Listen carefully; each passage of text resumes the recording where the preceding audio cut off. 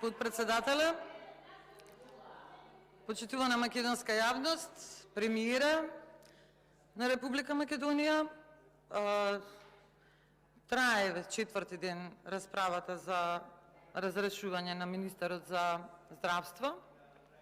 Па јас ке се надуврзам и ке зборам во контекст на здравство и контекст на министер за здравство, да не речете последите дека не збориме на темата.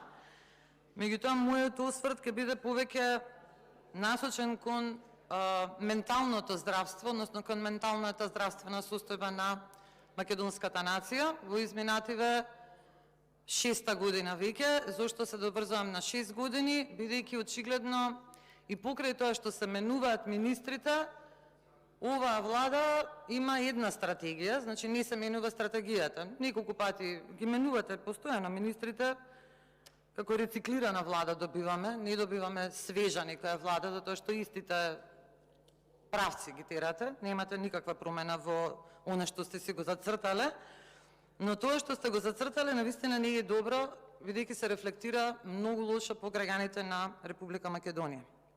И на едно национално ниво ние имаме една многу лоша ментална состојба, односно многу лоша психичка, па и физичка состојба на граѓаните. Што е ментално здравје? Ментално здравје е пред се благосостојбата на еден човек во однос на неговата психолошка и емотивна способност. За жал, кај нас тоа изминативе 6 години е во многу лоша состојба. Зошто? Да почнеме, од каде да почнеме? Премиере, вие сигурно знаете, вие доаѓате, сте биле директор во приватен сектор, во големи фирми и знаете колку е важно вработените да бидат среќни, за да можат да придонесат за развојот на фирмата.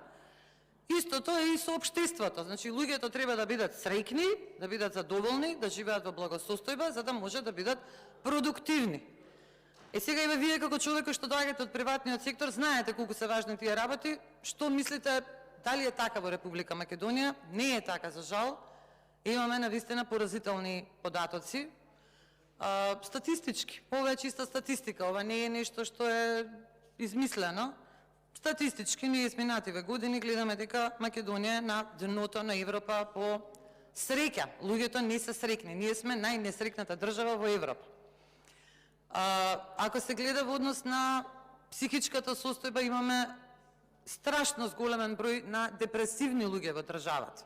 Значи, многу голема депресија владае.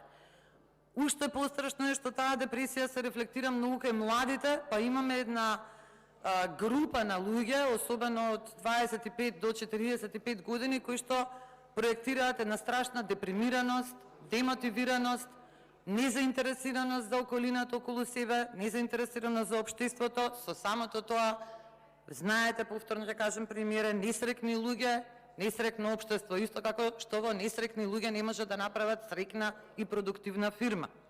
Може би на тоа ви е публичко, па затоа вака правам компарации фирма-држава. А и така се ја водите државата како фирма, па некако се поклопуваат овие работи.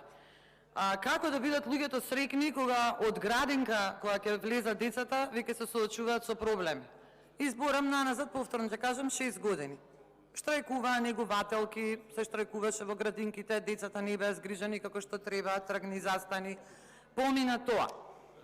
Пред година дена се имплементираше насила концепцијата на Мила Царовска, за која што ниту еден факултет, почнувајќи од педагошкиот факултет, не се согласи со таа концепција. Значи, ве затоа велам, педагошкиот факултет, од каде што треба да се гради менталното здравје на децата. Значи, од таму имавме негативни коментари за таа концепција, сепак се спроведе, направи хаос, ги збуни децата, ги збуни наставниците, имаме проблем. Не се одвива работата во училиштата како што треба.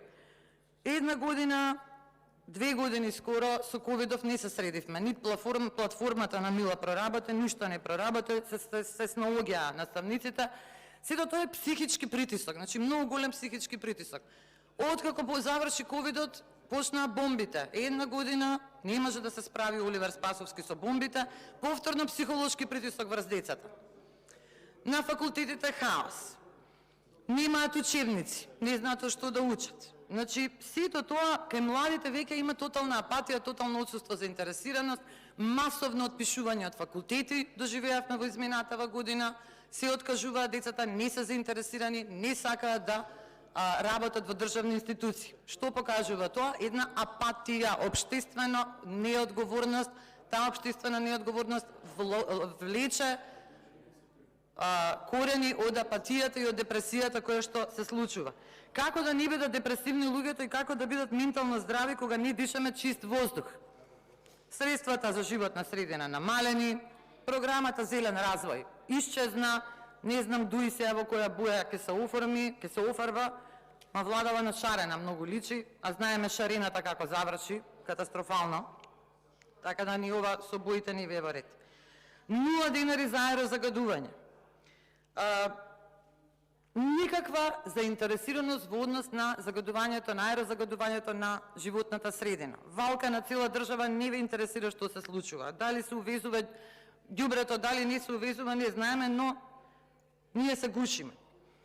И доаѓам до последната, една од најважните услови за едно општество да биде среќно, односно за луѓето да бидат среќни, а тоа е културата. Сега имаше вашата четврта министарка поред во оваа влада, на ДУИ СДСМ, имаше една многу интересна изјава дека културата требало да биде весела. Ама како да биде културата весела кога луѓето не се весели, луѓето се депресивни, луѓето се утепани, тажни? Како да творат весела култура? Па ева оваа програма да се што излезе, имаше обид со Цветанка Ласкова да биде малку да се развесели општеството, ама никако гледаме се откажа и Цветанка Ласкова свати колку е саат, па и на низе, па и да стана јасно што се случува. Дека не може, дури ни Цветанка Ласкова не може да ја развесели нацијата, и дури ни Цветанка Ласкова не може да им даде на младите мотивација да живеат во Република Македонија, да работат, да творат и да градиме едно среќно општество. Не е среќно општество, за никаде не е менталното здравје. Неодамна прочитав податок дека на Институтот за неврологија излезен страшен податок дека има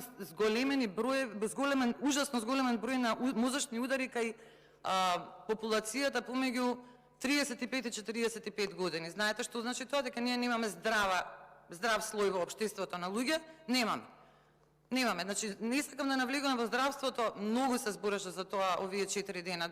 Кажано вие се што не чини во здравството. Она што мене ме загрижува лично, а и верувам дека сите граѓани ги загрижува, е токму менталното здравје.